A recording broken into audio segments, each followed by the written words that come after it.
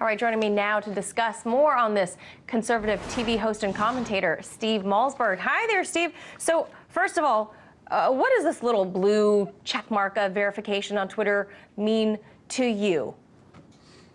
Well, I mean, first of all, I love that report because it covered so much. I don't think there could ever be any confusion. All Twitter has to do is make it known what the check mark means.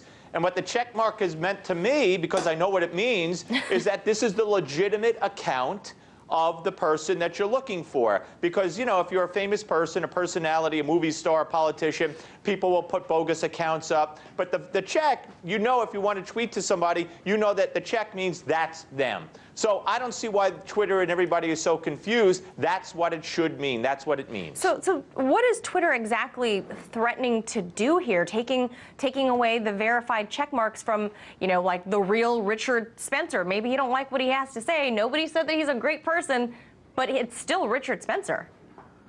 And here's the thing. It's not about what Richard Spencer or the organizer of the Charlottesville March does online on Twitter. They're looking at the rest of these people's lives. You have to satisfy to Twitter that you're a good person and meet their requirements in your personal life, in your day-to-day life. So they say, for instance, the Charlottesville organizer, they say that promoted hate speech, the march. So because hate speech on Twitter is against Twitter rules, they took away his verification. I mean, the whole concept is really a bit insane. Milo Yiannopoulos, who I have great respect for, in 2016, he might have been the first one that Twitter first took away his check, and then they took away his account. He's banned, along with Roger Stone and James O'Keefe, which is really, I think, ridiculous. Yeah, I mean, well, taking away someone's account is very different than just removing their check mark and then changing the rules as you go along or as you see fit or as people, you appease the public, I guess. Well, what do you think prompted this change then?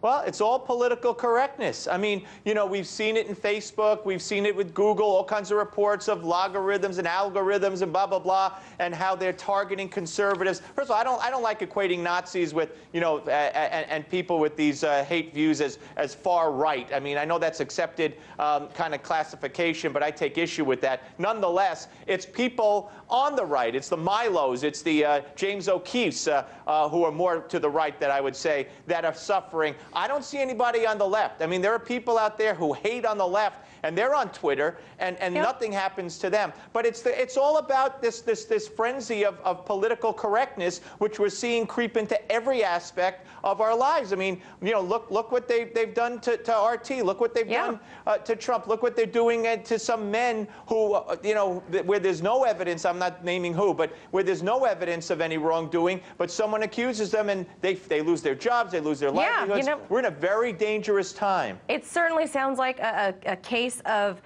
cherry picking here wherever it's convenient. So we got to leave it right there. Steve, thank you so much for sharing your insight. Conservative radio and TV host Steve Malzberg. Have a good weekend.